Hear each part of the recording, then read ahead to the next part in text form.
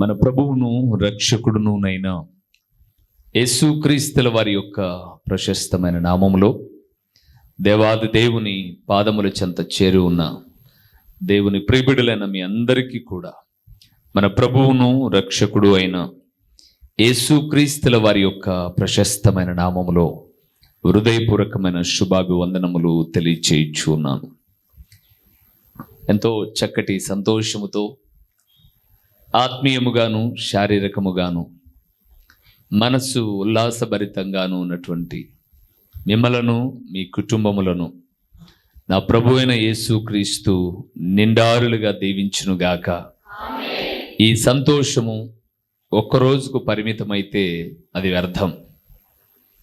దేవుని ప్రియబిడ్డల సంతోషం ఎప్పుడు ఎల్లప్పుడూ దేవుని సన్నిధానంలో ఉంది అన్న సంగతిని మీకు జ్ఞాపకం చేయబోతున్నాను. అందుకే ఈరోజు మనం ధ్యానం చేయబోతున్నటువంటి అంశభాగము ఏమిటి అనగా, యేసుక్రీస్తు ప్రత్యక్షమైనది ఎందుకు? ప్రత్యక్షమైనది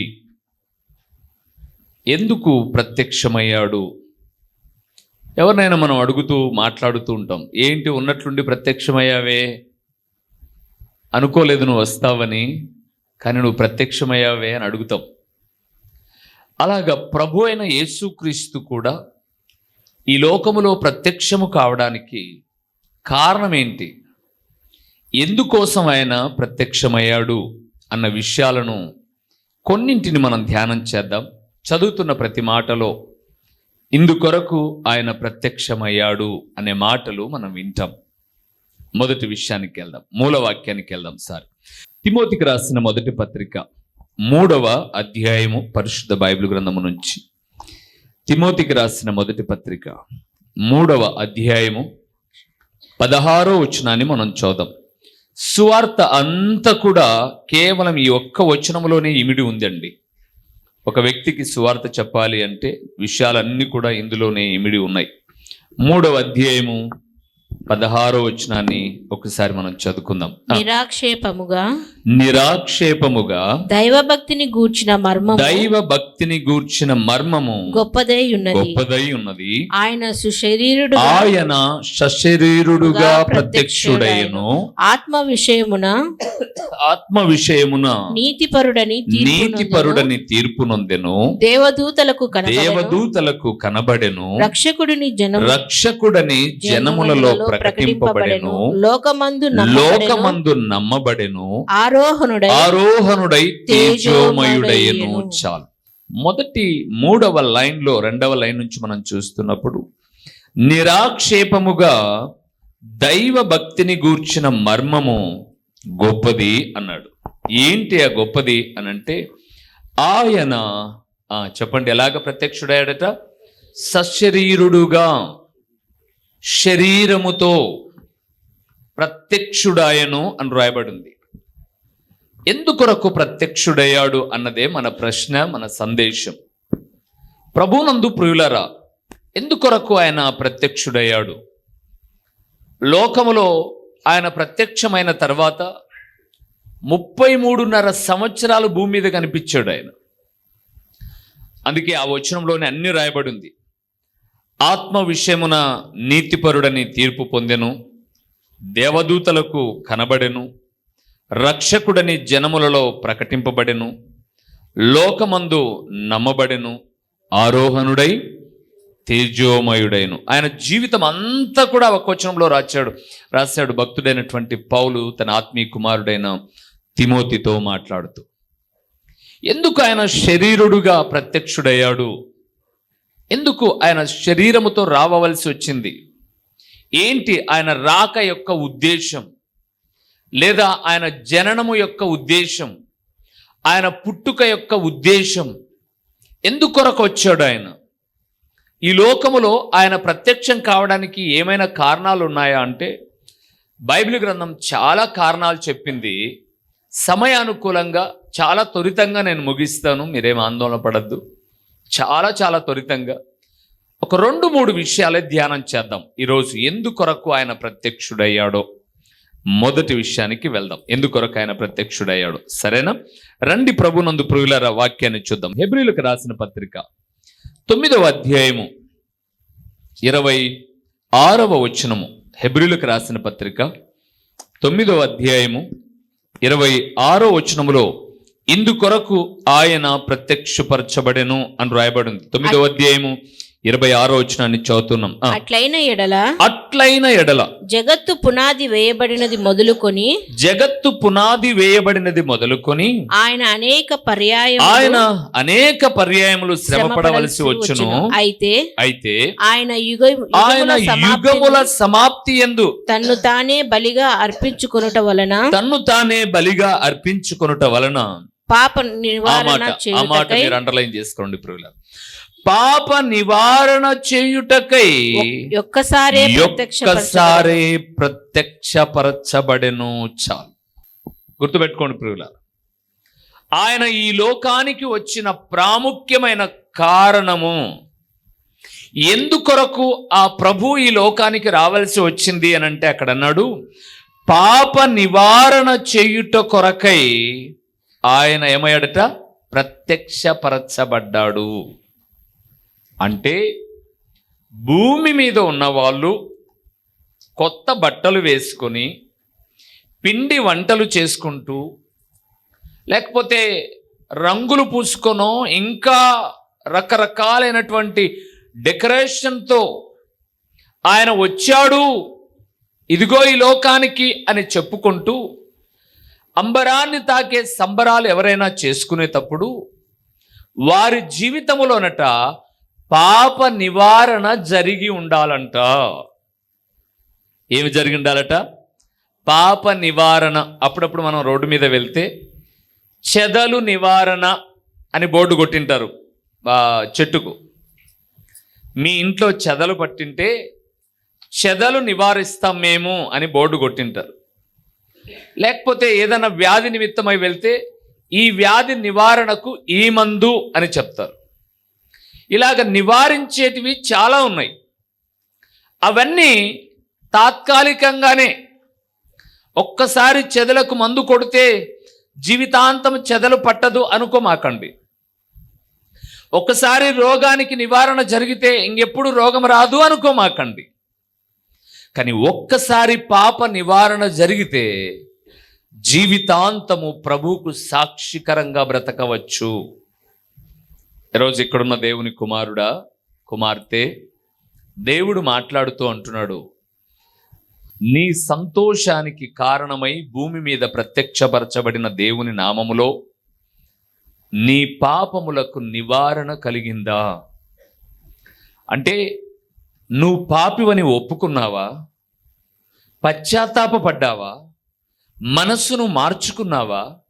యేసుక్రీస్తు దేవుని కుమారుడని నోటితో ఒప్పుకొని తండ్రి, కుమార, పరిశుద్ధాత్మ నామమున బాప్తిస్మమును పొంది ఆయన శిలువ శ్రమలను తలపోసుకుంటూ, లేదా ఆయన నీ కొరకై చేసిన త్యాగాన్ని తలపోసుకుంటూ ఆయన శరీర రక్తములో పాలు పొందేటటువంటి భాగ్యాన్ని నువ్వు కలిగి ఉన్నావా?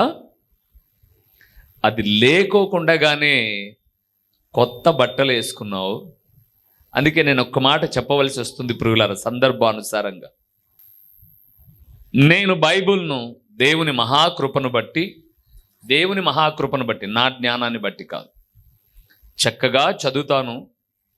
ఆది కాండము నుంచి ప్రకటన గ్రంథం వరకు ప్రతి విషయాన్ని ఒడియకట్టి, అప్పుడప్పుడు మనం టీని వడగడతాం, దాన్నే ఒడిగట్టడం అంటారు. వడగట్టడం ఉద్దేశం ఏంటంటే ఆ తాగేటటువంటి వారికి ఆ గెస్సి రాకూడదు అని వడగట్టేసి చక్కనిది, శ్రేష్టమైనది ఇస్తాం. అలాగ వడియగట్టి దేవుని వాక్యం మీకు చెప్పడంలో ఉన్న ఉద్దేశం ఏంటంటే ఆది కాండము నుంచి ప్రకటన గ్రంథం వరకు ఆయన ఇందుకొరకే ప్రత్యక్షుడయ్యాడు అని బైబిల్ గ్రంథం చెప్పింది కదండి. బైబిల్ ప్రకారముగా చెట్టు లేదు, స్టారు లేదు, ఇంకా చెప్పండి, తాత లేడు, అవ్వ లేదు. అలాగుంది అని బైబిల్లో ఎవరైనా చెబితే నేను నా సేవా జీవితాన్ని విడిచిపెట్టి వాళ్ళ ఇంట్లో పనిగా చేరతా. మీరు చదివిన బైబిల్ ఏమైనా ఉందేమని చెప్తారా? ఇవన్నీ ఎవరు పెట్టుకున్నవి? మనుషులు పెట్టుకున్నవి. మనుషులు పెట్టుకొని కేవలము దానిల కొరకు మాత్రమే ప్రాధాన్యత. అందుకే ఈరోజు మేము పలాని రోజు ఆరాధనకి వెళ్తే పలాని వాక్యం మేము విన్నా అని చెప్పట్లా. బా ఎంత చెట్టు పెట్టారని, ఏం లాభం? ఎంత పెద్ద స్టార్ అని, ఏం లాభం? మా దాంట్లో మాట్లాడేటటువంటి బొమ్మ పెట్టారు, ఏం లాభం? దానివల్ల నీ పాపం ఏమైనా నివారణ అవుతుందా? అవుతుందా కాదా? కాదు. అందుకే దేవుడు అన్నాడు, నేను ప్రత్యక్షమైంది మీ వ్యాపారాలను అభివృద్ధి చేసుకోవడానికి కాదురా బాబు, నేను ప్రత్యక్షమైనది మీలో ఉన్న పాపాన్ని తీసివేయడానికి. మీలో ఉన్నటువంటి పాపాన్ని తీసివేయడానికి. పాపముతో జీవిస్తూ ప్రభునామానికి మహిమకరంగా ఏదో చేశాననుకోవడం అవివేకమే కదా ప్రియులారా. ఆలోచించండి, ఆందోళన పడమాకండి, ఆలోచించండి. అన్నా మరి మీరు కూడా అప్పుడప్పుడు కొన్ని చేశారు కదా అంటే, నా మెంటాలిటీ ఏంటంటే, నా యొక్క స్వభావం ఏంటంటే, చూపించి నేర్పించినట్టుగా ఉంటూ ఇందులో ఏమీ లేదు అని చెప్పడమే. ఏకదం నేను ఇదే మాట ఒక 15 సంవత్సరాల క్రితం చెప్పాను అనుకోండి, ఆల్రెడీ నేనంటే విలనే అందరికీ. ఇప్పుడు మళ్ళా ఇది బైబుల్లో లేదు సవాలని చెప్పి అన్నాను అనుకోండి, ఆ రోజు నుంచి ఈ రోజు దాకా నేనేమయ్యాను, ఇంకా భయంకరమైన విలను. అందుకే నేను అంటున్నాను, ఆయన వచ్చింది పాపములు తీసివేయడానికి. దేని కొరకు వచ్చాడని చెప్పండి, అందరు చెప్పండి. పాపాలు తీసివేయడానికి. అందుకే ఓ అమ్మా, ఓ అన్నా, మంచి బట్టలు కట్టుకున్నావు, మంచి బట్టల మీద సువాసన రావడానికి సెంటు కూడా చెల్లుకున్నావు. నేనేం తప్పనట్లేదు, నీ శరీరానికి మంచిదే. కానీ నీ ఆత్మకు పట్టిన పాపాన్ని తీసివేసుకోకపోతే జీవితంలో చాలా నష్టాన్ని చూడవలసి వస్తుంది. అందుకే మీకు బైబిల్ గ్రంథంలో ఇక రెఫరెన్స్లు వద్దులేండి, చెప్తాను, వెళ్తాను, మీరు చూడండి. యేసు ప్రభుల వారు ఒక గ్రామం నుంచి ఒక్కొక్క గ్రామానికి వెళ్ళిపోతూ ఉన్నప్పుడు, ఆయన ఎరుకో గుండా వెళ్తూ ఉన్నప్పుడు ఎన్నో దినాల నుంచి యేసు ప్రభు గురించి వింటూ వచ్చాడు. జక్కయ్య అనే పొట్టివాడు. ఎవరా ఈయన? ఎక్కడ చూసినా ఈయన పేరే చెప్తున్నారు, ఎక్కడ చూసినా ఈయన గొప్పతనమే అని అనుకున్నారు. మొత్తం పైన ప్రభునందు ప్రియులారా, ఇప్పుడు జక్కయ్య ఉన్న ఊరిదా ఉంటే వెళ్ళిపోతున్నాడు యేసు ప్రభు అనే వార్త తెలిసింది. మన వాడి ఆనందానికి పట్టపగ్గాలు లేవు. నేనా పొట్టోన్ని, అందరూ 5-6 అడుగులన్నా 5.5 ఉంటారు. వాళ్ళ ముందు నేను కష్టం కాబట్టి నేను ఒక చెట్టు ఎక్కి ఉంటాననుకున్నాడు, ఎక్కాడు, ఓకే, అక్కడ దాకా బాగానే ఉంది. ఆ ఊరికి యేసుప్రభు వచ్చిందే జక్కయ్య కోసం అని బైబిల్ చెప్తుంది. ఆ చెట్టు దగ్గరికి రాగానే, జక్కయ్య త్వరగా దిగు, నేను ఇంటికి రావాలి అన్నాడు. ఇంటికి వచ్చాడు. ఊర్లో ఉన్న వాళ్ళందరూ చెవులు గొరికేసుకున్నాడు. ఏంటి, యేసుప్రభుల వారు ఎంతో పరిశుద్ధుడు, ప్రవక్త లాంటి వాడు, గొప్ప దేవుడు అని చెప్పుకుంటే పాపి అయిన వాడి ఇంటికి వచ్చాడేంటి అని మాట్లాడుకుంటూ ఉంటే జక్కయ్య మనసు చూక్కుమంది. అందుకే అందరి ముందు లేసాడు. ప్రభువా, నన్ను బట్టి, చెప్పాలి మీరు, నన్ను బట్టి ఎవరిని తిడుతున్నారు ఇప్పుడు? నిన్ను తిడుతున్నారు ప్రభువా. నువ్వు మంచోడివి, నేను మంచోని కాదు ప్రభువా, కానీ నన్ను బట్టి నిన్ను దూషిస్తున్నారంతా. ఏంటి ఇలాంటి వాళ్ళు ఇంటికి వచ్చారని? కారణం, నేను తప్పుగా బ్రతకడమే కదా. ఇదిగో, నేను ఎవడి యొద్దనైనా అన్యాయముగా రూపాయి తీసుకుంటే వానికి ఎంత ఇస్తాను? 4 ఇచ్చేస్తాను. ఇంకా నాకొద్దు ప్రభువా, ఈ పాప బ్రతకొద్దు. ఇదిగో అయ్యా, నీ దగ్గర రూపాయి తీసుకున్నాను కదా, ఇదిగో 4 రూపాయలు తీసుకో. ఒకటి అర్థం చేసుకోండి, ఒకడికి కీడు చేసిన వాడికి కీడుకు ప్రతిగా రెట్టింపైనది ఇస్తూ ఉన్నప్పుడు ఎంత ఆనందం. మీకు ఒక చిన్న ఎగ్జాంపుల్ చెప్తాను, ఈ సందర్భం వచ్చింది కాబట్టి. తెలంగాణ రాష్ట్రంలో ఒక సినిమా హీరో ఒక సినిమాను రిలీజ్ చేశాడు. ఆంధ్ర ఎక్కడెక్కడ అంతా. ఆయన సినిమాను ఆయనే చూసుకుందామని స్టూడియోకి వచ్చేస్తే థియేటర్కి వచ్చాడు. భయంకరమైన తొక్కిసలాటలో ఒక భార్య భర్త వాళ్ళ పిల్లలు ఉన్నప్పుడు వాళ్ళ కుటుంబంలో ఒకరు చచ్చిపోయారు. చనిపోయిన తర్వాత వాళ్ళు కేసు వేశారు. వినండి, ఆలోచించండి. కేసు వేశారు. ఈయన అన్నాడు, ఏదేమైనా నా వల్ల పొరపాటు జరిగింది, మొత్తం పైన పోయిన ప్రాణాన్ని నేను ఎలాగో రప్పించలేను, ఉన్న పిల్లలకైనా జీవనోపాధి నిమిత్తమై ఇదిగో నేను ఒక 25 లక్షలు ఇస్తున్నాను అని చెబుతూ నన్ను మన్నించండి, ఇంతటితోనే కాక ఇక ముందు కూడా నేను మీకు కొంచెం తోడుగా ఉంటాను అన్నట్లుగానే చెప్పాడు. ఏ తండ్రి అయితే నా కుటుంబంలో విషాదానికి కారణం పలాని హీరో అని అన్నాడో, ఆయన ఒక అర్పణ ఈయనకి ఇవ్వగానే ఆ వ్యక్తి నెక్స్ట్ డేనే చేసిన పని ఏంటంటే కేసును విత్డ్రా చేసుకున్నాడు. పొరపాటు జరిగిన దానికి ఆయన ఏం చేస్తాడు, విత్డ్రా చేసుకున్నాడు. నేను ఎందుకు ఈ మాట చెప్పానంటే సినిమాల గురించి కాదు, నేను న్యూసే చూస్తాను పురుగులారా. ఎందుకు ఈ మాట చెప్పానంటే, ఒక వ్యక్తి ఇచ్చిన దానికన్నా పోయినది నేను ఎలాగ ఇవ్వలేను, ఇది నీ పిల్లలకు ఉపయోగకరంగా ఉంటుంది అన్నప్పుడే కేసు వేసిన వ్యక్తినికి తీసుకుంటే, జక్కయ్య ఒకదానికి తోడుగా 4 ఇస్తాను అని చెప్పినప్పుడు ఆ ఇంటి ఆ ఊరు వాళ్ళందరి దృష్టిలో ఇప్పుడు జక్కయ్య ఏమయ్యాడు, మంచోడయ్యాడు. అంటే అతని పాపాలు కడిగేసుకున్నాడు. యేసు ప్రభుల వారి ఇంటికి రాగానే తన పాపాలను ఏం చేశాడు, కడిగేసుకున్నాడు. 2024 సంవత్సరాలైంది. దేవుని నమ్ముకొని 20 ఏళ్ళైందో 30 ఏళ్ళైందో నాకు తెలియదు. సంవత్సరం పాపాలు పోగేసుకుంటున్నావా, నువ్వు కడిగేసుకుంటున్నావా? ఒకవేళ పోగేసుకుంటూ ఉన్నట్లయితే రానున్న దినాలలో ముందుగతి ఉంది పురుగులారా. అందుకే బైబిల్ గ్రంథం సెలవిస్తుంది, ఆయన ప్రత్యక్షమైనది పాప నివారణ చేయుటకు. ఈరోజు ఈ వాక్యం వింటున్నావా? నువ్వు దేవుని నమ్మిన బట్టి క్రైస్తవుడుగా దేవుని బిడ్డవుగా చెప్పుకుంటున్నావా? అలాగ చెప్పుకుంటూ మందిరాల్లోనో ఇంట్లోనో లేదా ఆయా కూడికల్లోనో బాలింత కట్టు కట్టినట్టుగా ముసుగేసిన నీలో పరివర్తన కలిగిన జీవితము లేకపోతే, దయచేసి ఒక దేవుని సేవకుడిగా చెప్తున్నాను, నువ్వు పాపివని ఒప్పుకొని పశ్చాత్తాపపడి మనస్సు మార్చుకొని తండ్రి కుమార పరిశుద్ధాత్మ నామమున బాప్తిస్మమును పొంది నీ జీవితాన్ని ప్రభువుకు అప్పగించి ప్రభు ఎదుట సాక్షిగా జీవించు. అప్పుడు ఆనందం ఒక రోజుకుండదు ఆనందం. ఎప్పుడు ఆనందమేనండి. విషాదాల్లో కూడా ఆనందమేనండి. ప్రతి ఆదివారమున ఆయన పాద సన్నిధికి నువ్వు వస్తున్నప్పుడు ఆరాధనకు ఉప్పొంగుతుంది హృదయం. సో ఆయన ప్రత్యక్షమైనది ఎందుకోసం? చెప్పండి, ఎందుకోసం?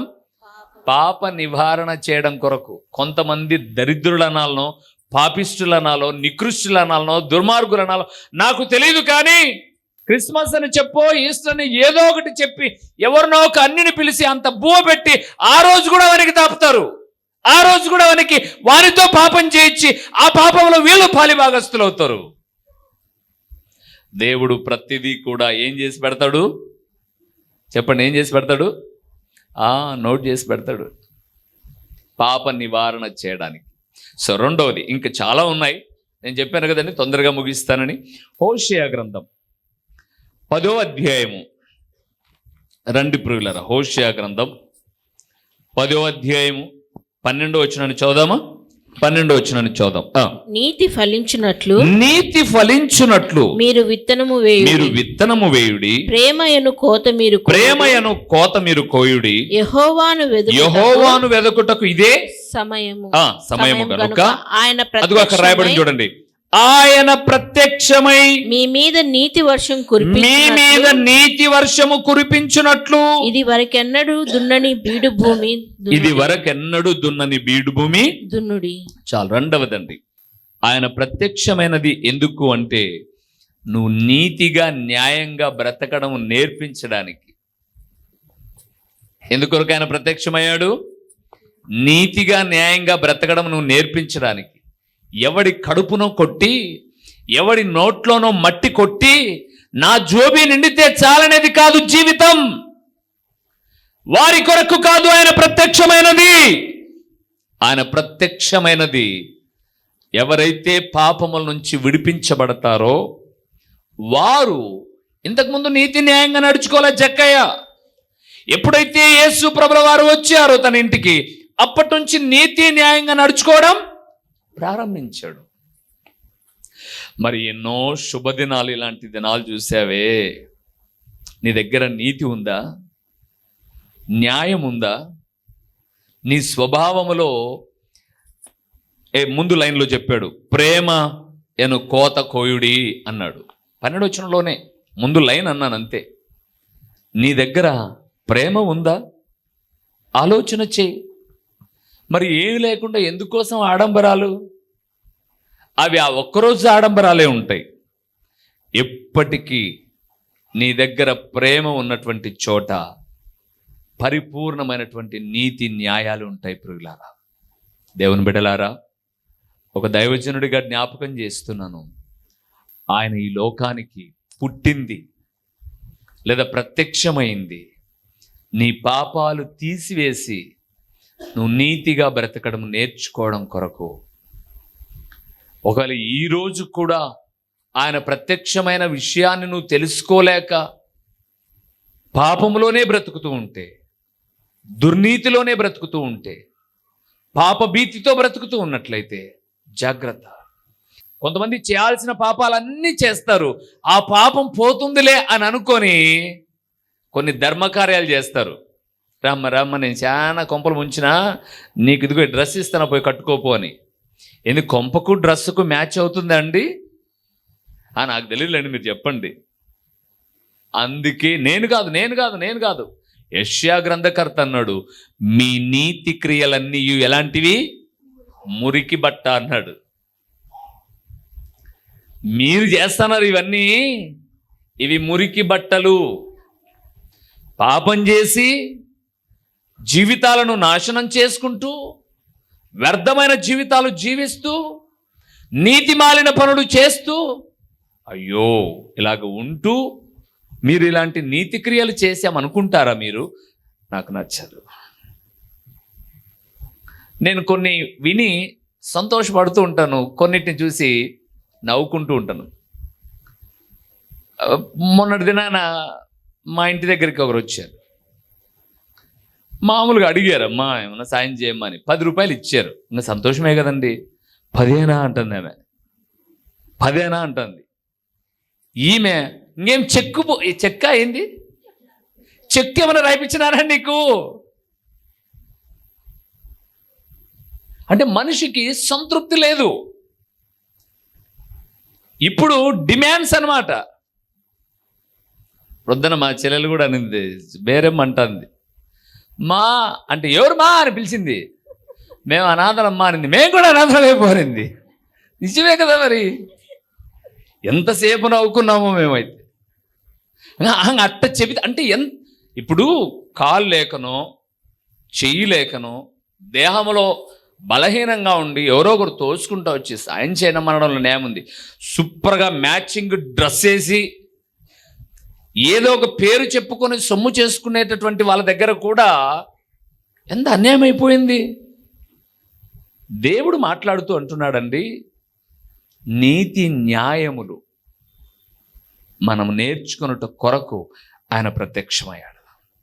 దేవుని బిడలారా, ఇన్ని రోజులు మన నీతి మురికి బట్టలాగా ఉంటే, ప్రేమ అనే కోత కోయకోకుండా ఉంటే, దయచేసి ఈరోజు మార్పు చెందుదాం. వద్దు ప్రభువా, నువ్వు ఎంత ప్రేమ కలిగిన వాడు, నాలో ప్రేమే లేదే ప్రభువా. ఊరిక పెదాల ప్రేమే తప్పితే హృదయ అంతరంగాల్లో ప్రేమే లేదే ప్రభువా. మార్చుకుంటాను ప్రభువా.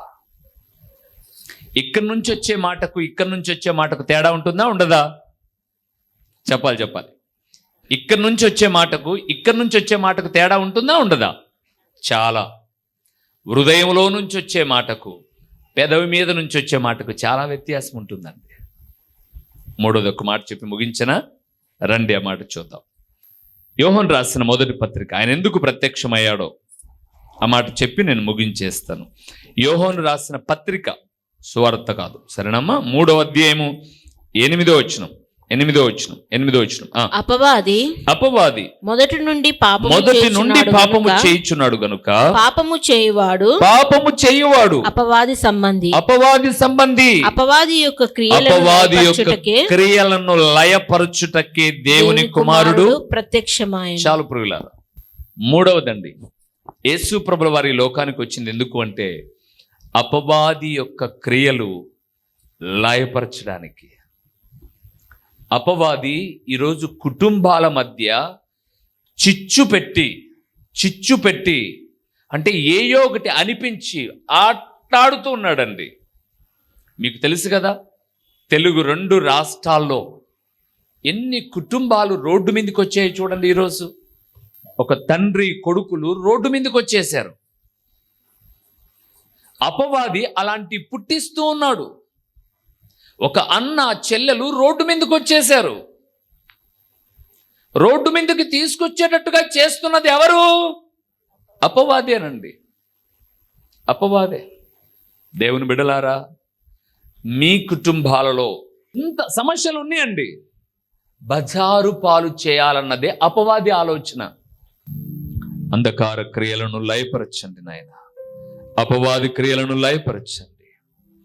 ఆరాధనకు యోగ్యుడా మీరే తోడై ఉండి ఈ ఆరాధన ద్వారా మహిమ పొందుమని, ప్రకటించబడిన పరలోకపు సంగతులు వ్యర్థముగా పోకుండా సారవంతమైన నేలను పడిన విత్తనము వలె 30 అంతలుగా 60 అంతలుగా 100 అంతలుగా ఫలింపచేసి మీ ఘననామానికి మహిమ ఘనత ప్రభావములు మీరు కలుగు చేసుకొనుమని ఎంతైనా నమ్మదగిన దేవుడవైన మీకు స్తుతులు చెల్లించుకుంటూ యేసు నామములో అడిగి పొందియున్నాము తండ్రి, ఆమేన్.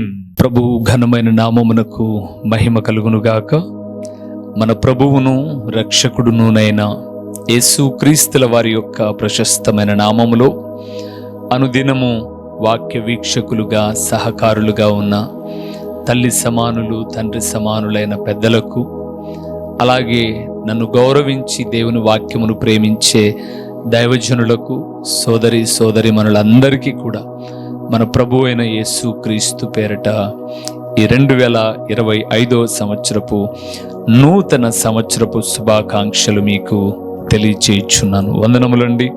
దేవుని మహాకృపను బట్టి 2020వ సంవత్సరం ఒక 6 నెలలు ఈ టీవీ పరిచర్యను కొనసాగిద్దాం అని కొంత ధనాన్ని పోగు చేసుకుని పరిచర్యను ప్రారంభించాం.